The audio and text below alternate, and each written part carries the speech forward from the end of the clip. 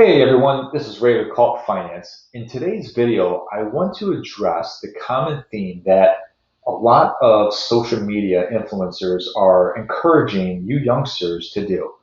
And the idea is that instead of putting money into a home that you would live in, you should take that money that would otherwise go to a down payment of that house and put it into the stock market or a real estate investment or put it into a business plan or a business idea.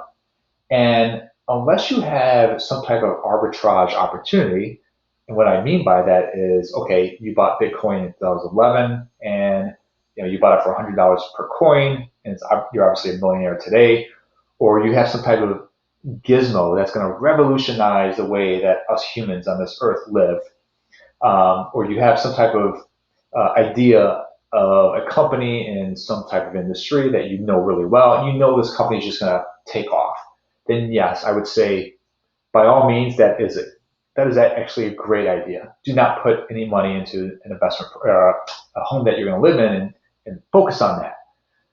But for the common person out there, I still believe that buying a home to live in instead of renting somewhere else is a great vehicle of building generational wealth or just building wealth in general.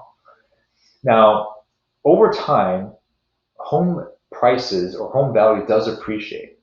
There are exceptions to that rule, obviously, the financial crisis, where you saw depreciating values of homes.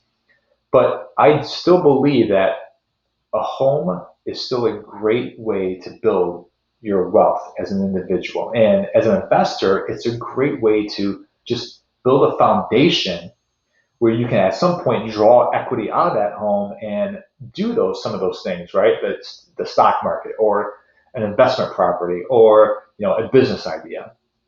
And the best way I can illustrate that is through an example. And the example I'm going to go through is actually a real life example.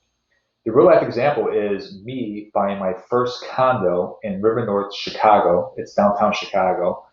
We're going to go through that example, and I'm going to show you why it made sense at that time versus taking my money and putting it into some other investment vehicle. So in 2015, I purchased a condo in River North, Chicago. The purchase price was $280. The down payment I put down was 10%. I paid $7,000 in closing costs. And over the course of those 5 years that I held on to this asset, the property appreciated 3% on average year over year. My loan was a 30-year mortgage at 3.88%, and as I mentioned, it was a 252 loan amount.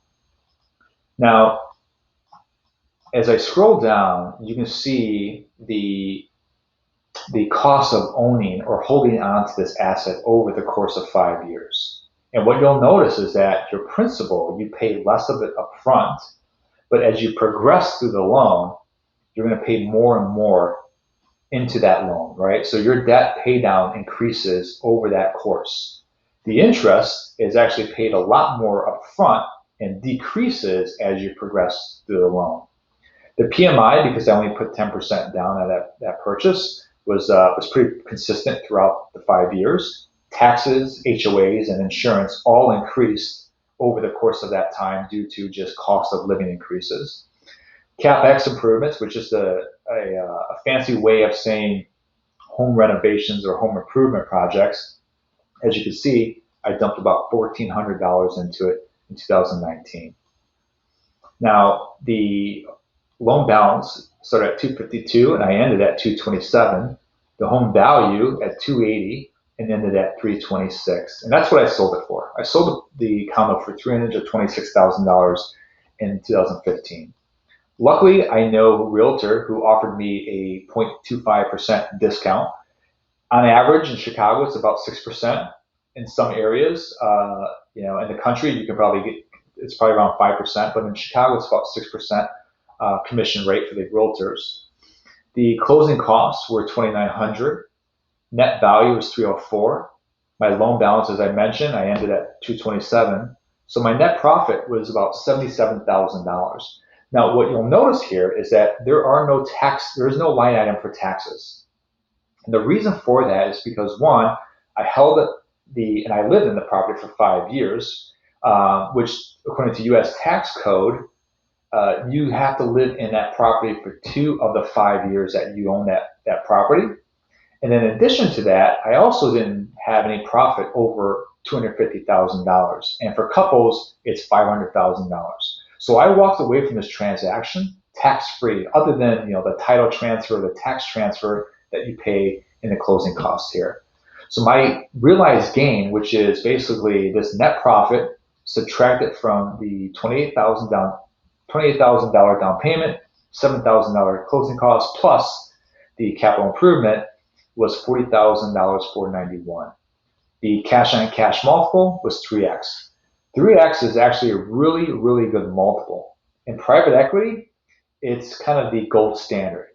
3x is typically a 25% IRR, which is internal rate of return. So the fact that I got 3x or tripled my money from this investment, and I actually lived in it, right, is phenomenal. That's a great return. And it's a return that a lot of people kind of strive to get to. Now, let's look at a scenario where instead of purchasing a house that I lived in, instead of putting that down payment, the closing costs, plus putting another $1,400 in it in 2019, what type of return would I have gotten had I gone through that route instead? So if you look at investing $35,000, which is the down payment plus the closing costs, and the investment vehicle I'm using here is the Vanguard S&P 500, known as VOO. And again, we're going to look at it from 2015 through 2020. So this is a real life scenario, right? I actually have all the returns here. So from 2015 to 2016, it's 1.35, 2016 to 2017, 11.93, so on and so forth. And what you can see is I started off at $35,000. In 2019, I'm going to make basically the contribution of $1,400 here, and then in 2020, I'm going to sell it at $62,594. And what you'll see is that, for one, you're going to pay taxes on it. And this is because this investment vehicle, the stock market, you're going to have to pay a long-term capital gain tax or a short-term capital gain tax. Since I held it for 5 years, I had to pay a long-term capital gain tax, which is 15%. So my net value is $53,205. The realized gain, which is the net value subtracted from how much I put into it, which is the $35,000 plus the $1,400 in 2019, my cash on cash multiple is exactly or almost half of what it would have been had I put it into a property that I owned, right? So it's 1.5x. So it's not ideal. I mean, it's okay return, but it's not. You're not tripling your money. The reason for that is leverage. So with a home, I can put $28,000 plus the closing costs and buy an asset that's worth $280,000.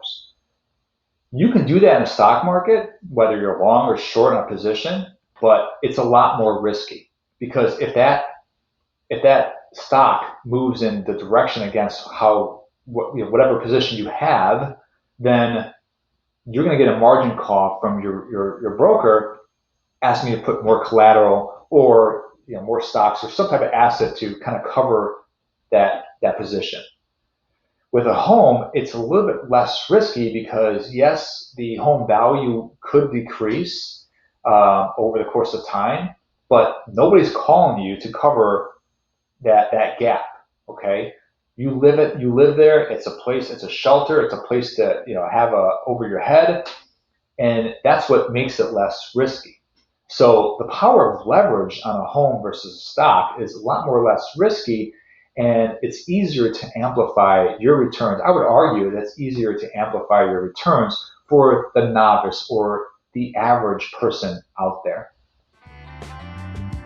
Leave a comment if you agree or disagree. Definitely hit the like button below, subscribe to the channel, and as always, till next time.